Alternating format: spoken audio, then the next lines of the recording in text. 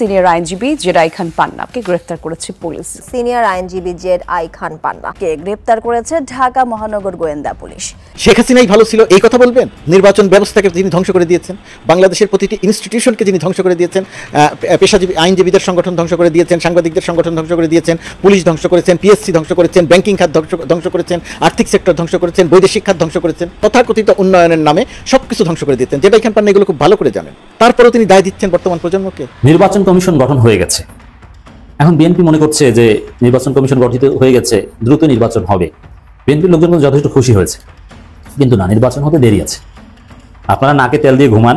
আলহামদুলিল্লাহ, ডক্টর মোহাম্মদ ইউনূস সঠিক পথেই আগাচ্ছেন, বাংলাদেশে এক নতুন দৃষ্টান্ত স্থাপন করবেন। আমি যেই চিঠিটা পেয়েছি, দর্শক, কথাই বলে কারো পৌষ মাস কারো সর্বনাশ। সর্বনাশটা হচ্ছে আদানি গ্রুপের।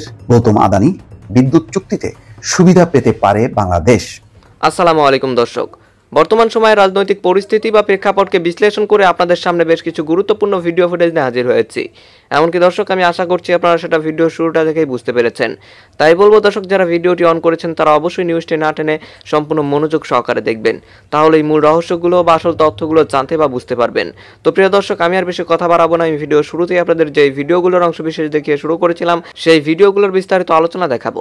তবে তার আগে বলি, যারা এখনো চ্যানেলটি সাবস্ক্রাইব করেননি সকলে চ্যানেলটি সাবস্ক্রাইব করে পাশে থাকা বেল আইকনটি বাজিয়ে দিবেন।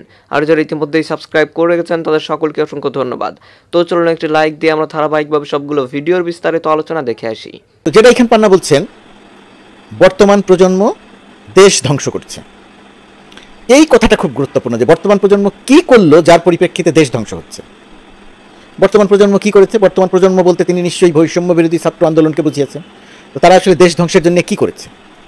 তারা শেখ হাসিনার বিরুদ্ধে একটা আন্দোলন করেছে, শেখ হাসিনার ফ্যাসিস্ট শাসনের বিরুদ্ধে আন্দোলন করেছে। সেই আন্দোলন শেখ হাসিনা গুলি করে হত্যা করতে চেয়েছিল, শিক্ষার্থীরা সেই গুলিকে সামনে থেকে মোকাবেলা করেছে, বুক পেতে দিয়ে হত্যাকাণ্ড মেনে নিয়েছে, কিন্তু আন্দোলন থেকে পিছিয়ে যায়নি। ওই যে পুলিশের সেই বক্তব্য, স্যার একটা গুলি করি একটাই মরে বাকিটি সরে না, ওই একটা গুলি করলে একটা মরে বাকিটি সরে না, এই ছিল এই বৈষম্য বিরোধী আন্দোলনের মূল চালিকা শক্তি। তো এই আন্দোলন করে একটা দানব শেখ হাসিনা সরকারের পতন ঘটানো হলো। শেখ হাসিনা সরকার যে খারাপ ছিল, ফ্যাসিস্ট ছিল, ফ্যাসিস্ট শব্দ হয়তো তিনি বলেননি, দানব শব্দ হয়তো তিনি বলেননি, কিন্তু শেখ হাসিনা সরকারের মানবাধিকার লঙ্ঘন, হত্যা, জালিয়াতি, লুটপাট, অর্থ পাচার ইত্যাদি ইত্যাদি বিষয়ে সবগুলো, আমি যতগুলো বিষয় বললাম ততগুলো বিষয় না থাকলেও অধিকাংশ বিষয়ে জেরাই খান পান্না তো সোচ্চারই ছিলেন। তো শিক্ষার্থীরা সেই আন্দোলন করে শেখ হাসিনা সরকারের পতন ঘটালো, শেখ হাসিনা সরকার পালিয়ে যেতে বাধ্য হলো। এই কাজটি তো বর্তমান প্রজন্ম করেছে, বৈষম্য বিরোধী ছাত্র আন্দোলন করেছে। তাহলে তারা কিভাবে দেশ ধ্বংস করছে? সরকারের বয়স তো মাত্র 3 মাস পার হলো, 100 দিন পার হলো। এই 100 দিনের মধ্যে তারা কি করলেন যে দেশ ধ্বংস হয়ে গেল? জেরাই খান পান্না বলছেন। তাহলে কি জেরাই খান পান্না মনে করছেন যে শেখ হাসিনা যে গণহত্যা চালালো, এই গণহত্যা শেখ হাসিনা চালান নাই? অথবা জেরাই খান পান্না কি এই গণহত্যা সমর্থন করছেন যে শেখ হাসিনার গণহত্যা ঘটানোটা সঠিক ছিল? ছাত্র জনতাকে যদি গুলি করে, ওই যে পুলিশের গুলি করে একটাকে গুলি করি একটাই মরে বাকিটি সরে না, এটাকে জাস্টিফাই করছেন জেরাই খান পান্না? এটা দিয়ে তিনি বলছেন যে দেশ ধ্বংস করা হলো? জেরাই খান পান্নার মূল অভিযোগটা কি? জেরাই খান পান্নার বিরুদ্ধে একটি হত্যা মামলা হয়েছিল, সেটা থেকে তার নাম প্রত্যাহার করা হয়েছে। এটা নিয়ে দেশব্যাপী একটা প্রতিক্রিয়া হয়েছে, জেরাই খান পান্নার নামে কেন হত্যা মামলা হবে, হত্যা প্রচেষ্টা মামলা হবে। সারা দেশে গণমাধ্যমের হিসেব অনুযায়ী এখন পর্যন্ত পাওয়া গেছে 800 মতো মানুষকে শেখ হাসিনা হত্যা করেছে, শহীদ করেছে। বৈষম্য বিরোধী ছাত্র আন্দোলনের তথ্য অনুযায়ী 1,500-এর উপরে। এই 1,500 মানুষকে যে হত্যা করে পালালো শেখ হাসিনা, এবং তার পরিবারের একজন শহীদের পরিবারের সদস্যরা যখন একটি মামলা করতে গেছে তখন তারা মামলা করেছে, পুলিশের কাছে মামলা করতে গেছে, পুলিশ আরও অনেক আসামিকে এর মধ্যে ঢুকিয়ে দিয়েছে। একটা কৌশলে পুরো সরকারকে একটা বিব্রত করা, গণ অভ্যুত্থানকে একটা প্রশ্নবিদ্ধ করার একটা কৌশল ছিল। সেই কারণেই হয়েছে, এবং সেই কারণেই জেরাই খান পান্নার নামে মামলা হয়েছে, এবং সেই মামলার প্রতিক্রিয়া হয়েছে দেশব্যাপী। কেন তাকে আসামি করা হলো, পরে তার নাম প্রত্যাহারও করা হয়েছে। এখন এই বিষয়টি জেরাই খান পান্নাকে অত্যন্ত ক্ষুব্ধ করেছে। ক্ষুব্ধ করতেই পারে, ক্ষুব্ধ করার যুক্তি আছে। এই জন্য কি বর্তমান প্রজন্ম দেশ ধ্বংস করছে এরকম একটা সিদ্ধান্তে পৌঁছে যাবেন? গণহত্যাকে সমর্থন করবেন? শেখ হাসিনাই ভালো ছিল এই কথা বলবেন? নির্বাচন ব্যবস্থাকে যিনি ধ্বংস করে দিয়েছেন, বাংলাদেশের প্রতিটি ইনস্টিটিউশনকে যিনি ধ্বংস করে দিয়েছেন, পেশাজীবী আইনজীবীদের সংগঠন ধ্বংস করে দিয়েছেন, সাংবাদিকদের সংগঠন ধ্বংস করে দিয়েছেন, পুলিশ ধ্বংস করেছেন, পিএসসি ধ্বংস করেছেন, ব্যাংকিং খাত ধ্বংস করেছেন, আর্থিক সেক্টর ধ্বংস করেছেন, বৈদেশিক খাত ধ্বংস করেছেন। এমন কোনো সেক্টর নেই শেখ হাসিনা ধ্বংস করেনি। তথাকথিত উন্নয়নের নামে সবকিছু ধ্বংস করে দিতেন। জেরাই খান পান্না এগুলো খুব ভালো করে জানেন, তারপরেও তিনি দায় দিচ্ছেন বর্তমান প্রজন্মকে। 1/11-এর সময় শেখ হাসিনা যখন বিপদে ছিল তখন কিছু মানুষ শেখ হাসিনার কাছাকাছি গিয়েছিল, শেখ হাসিনা তাদের পুরস্কৃত করেছিল। জেডাই খান পান্না কি এরকম কোনো পুরস্কারের আশায় এই কথাগুলো বলছেন? ছাত্র জনতার যে আন্দোলন, সেই আন্দোলনটিকে তিনি অস্বীকার করছেন? এত মানুষকে হত্যা করার বিষয়টিকে জেডাই খান পান্না অস্বীকার করছেন? শেখ হাসিনা যে ব্যাংকিং সেক্টর ধ্বংস করে দিয়েছেন এটার অস্বীকার করছেন? শেখ হাসিনা যে উন্নয়নের নামে তার লোকজনদের লুটপাটের সুযোগ দিয়েছে এটা অস্বীকার করছেন? টাকা পাচারকে অস্বীকার করছেন? শেখ পরিবারের যে অনিয়ম দুর্নীতি এটাকে অস্বীকার করছেন? আমি জানি না। জেডাই খান পান্নার প্রতি আমার শ্রদ্ধা আছে, ছিল, এখন একটু কমে যাচ্ছে তার কথার কারণে, আচরণের কারণে। আমি কোনোভাবেই কথা মনে করছি না বা আপনাদেরকে এটা বোঝাতে চাইছি না যে ডক্টর ইউনূসের সরকার বা বৈষম্য বিরোধী ছাত্র আন্দোলনকে সমর্থন করলেই তিনি ভালো মানুষ, সমর্থন না করলে ভালো মানুষ নয়, সেটা কোনোভাবেই বোঝাতে চাইছি না। বৈষম্য বিরোধী ছাত্র আন্দোলন একটা গণ অভ্যুত্থান সংগঠিত করেছে, তার পরিপ্রেক্ষিতে একটা সরকার ক্ষমতায় এসেছে, দেশ পরিচালনা করছে। মানুষের যে বিশাল প্রত্যাশা, সেই প্রত্যাশাটা পূরণ হতে সময় লাগছে বা পূরণ হচ্ছে না। সবাই দাবি দাবা নিয়ে হাজির হয়েছে। 15 বছর 16 বছর কোনো দাবির কথা বলা যায়নি, দমন নিপীড়ন করা হয়েছে, তারা এখন কথা বলার সুযোগ পেয়েছে, দাবি করছে। আইন শৃঙ্খলা পরিস্থিতি শেখ হাসিনা ধ্বংস করে দিয়ে গেছে পুলিশ বাহিনী, আইন শৃঙ্খলা পরিস্থিতি আস্তে আস্তে উন্নতি হচ্ছে। পুলিশ এখনও পুরোপুরি সক্রিয় নয়, শেখ হাসিনার কারণে, এই সরকারের কারণে নয়। জিনিসপত্রের দাম কমেনি, উল্টো আরও কিছু কিছু ক্ষেত্রে বেড়েছে, কোনোটা কমেছে, কোনোটা ক্ষেত্রে বেড়েছে। এখন জিনিসপত্রের দাম কমানো, যে সরকারি ক্ষমতায় আসুক, বাস্তবতা হচ্ছে জিনিসপত্রের দাম কমানো প্রায় অসম্ভব। কেন অসম্ভব? কারণ আমাদের অর্থনীতিটাকে ধ্বংস করে দিয়ে গেছে শেখ হাসিনা, এই কারণে কমানো অসম্ভব। অপকর্ম করে গেল শেখ হাসিনা, বৈষম্য বিরোধী ছাত্র আন্দোলন রক্ত দিয়ে তারা শেখ হাসিনাকে অপসারণ করলো, পতন ঘটালো, পাল্লাতে বাধ্য করলো। ক্ষমতায় এলো ডক্টর ইউনূস, দায়িত্ব নেওয়ার সাথে সাথে চারিদিক থেকে একটা বিশৃঙ্খলা তৈরি হলো। গণঅভ্যুত্থান মানেই বিশৃঙ্খলা, সেই বিশৃঙ্খলা নিয়ন্ত্রণের জন্যই একটা গণঅভ্যুত্থান পরবর্তী একটি সরকার। তো সেই সরকারের সামনে এত দাবি, সেই সরকার এখনও পুরোপুরি কাজই শুরু করতে পারছে না।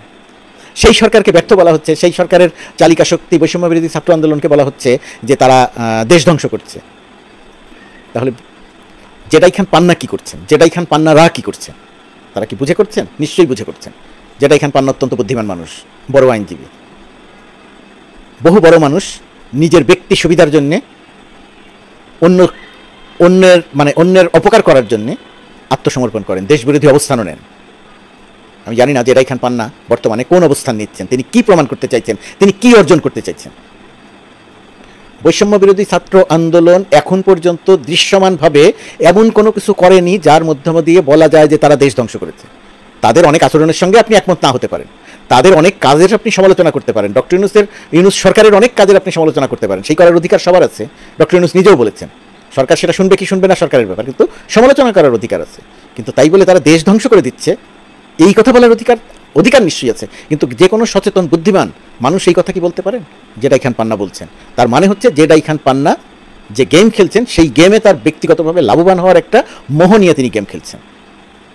খেলতেই পারেন, বহু মানুষের কাছে এই দেশ কোনো বিষয় নয়, পরিবার বা ব্যক্তিই বিষয়, যেমন ছিল শেখ হাসিনার কাছে, একই রকমভাবে এখন হয়তো জেডাই খান পান্নার কাছে।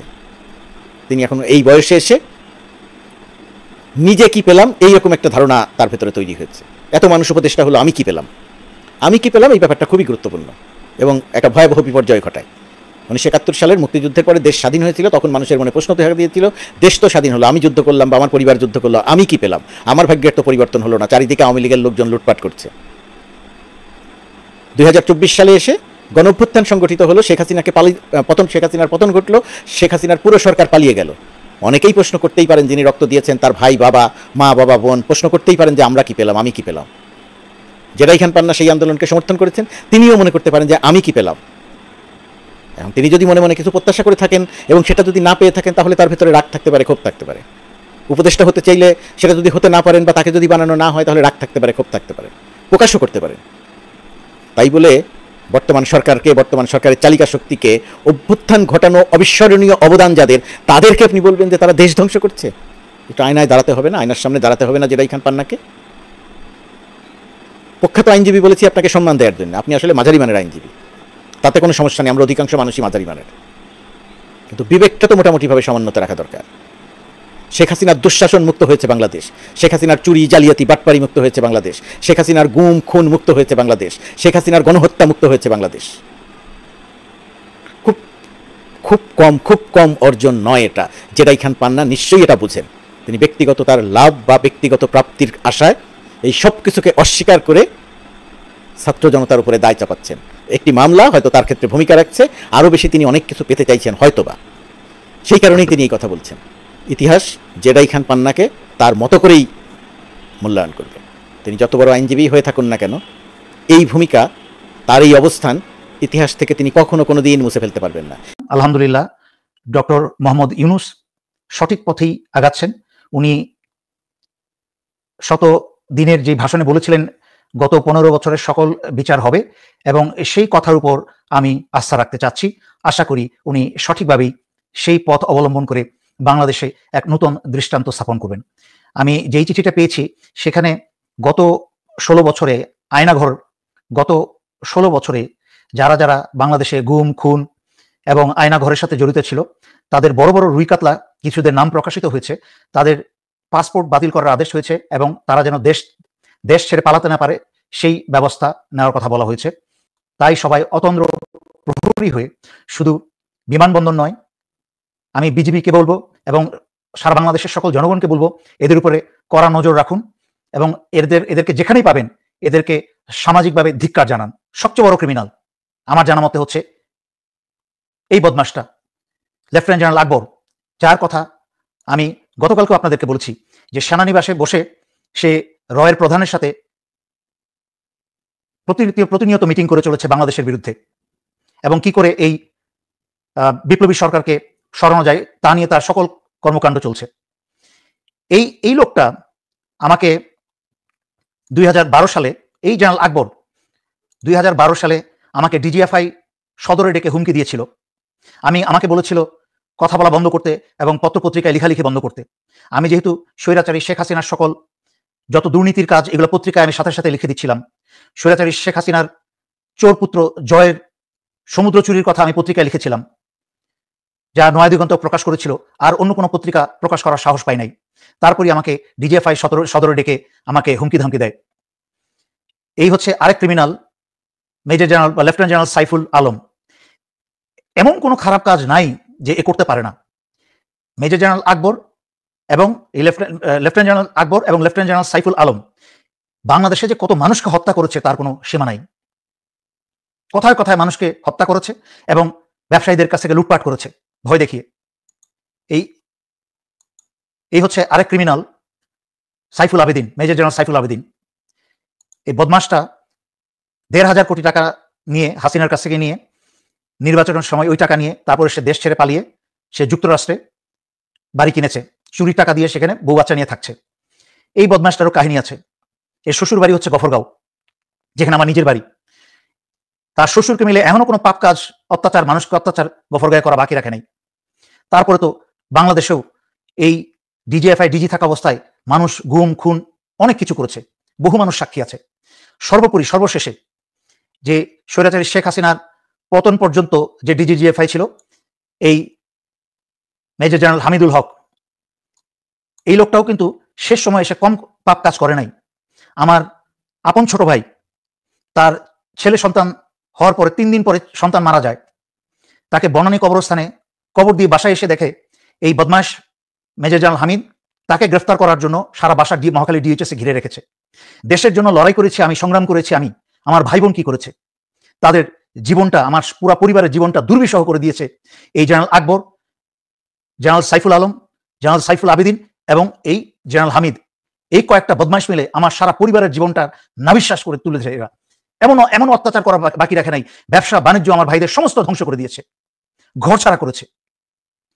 এই এতটা বছর ধরে বলে এসেছি এই দিন না, আরো দিন আছে, এই দিন নিয়ে যাবে সেই দিনের কাছে। আল্লাহর রহমতে সেই দিন এসেছে এবং আস্তে আস্তে আরো বড় বড় রাঘব বল থেকে শুরু করে ছোট ছোট যেই পুঁটি মাছ পর্যন্ত ধরা হবে, কাউকে ছাড়া হবে না। আপনারা আইন নিজের হাতে তুলে নেবেন না, কিন্তু সামাজিকভাবে এদেরকে বর্জন করুন, এদেরকে এবং এদের পরিবারকে বর্জন করুন। কেন পরিবারকে? যখন এই বদমাশগুলা যখন অন্যের পিতামাতাকে বা অন্যের পিতাকে গুম করে নিয়ে যাচ্ছিল, হত্যা করছিল, অন্যদেরকে এতিম করছিল, অন্য মহিলাদের স্বামীদেরকে নিয়ে হত্যা করছিল, তখন তার পরিবার কেন প্রতিবাদ করে নাই? এদের স্ত্রী কেন প্রতিবাদ করে নাই? এদের সন্তানরা কেন প্রতিবাদ করে নাই? সুতরাং তাদের স্ত্রী সন্তানরাও একই পাপের পাপী। এদের সবাইকে সামাজিকভাবে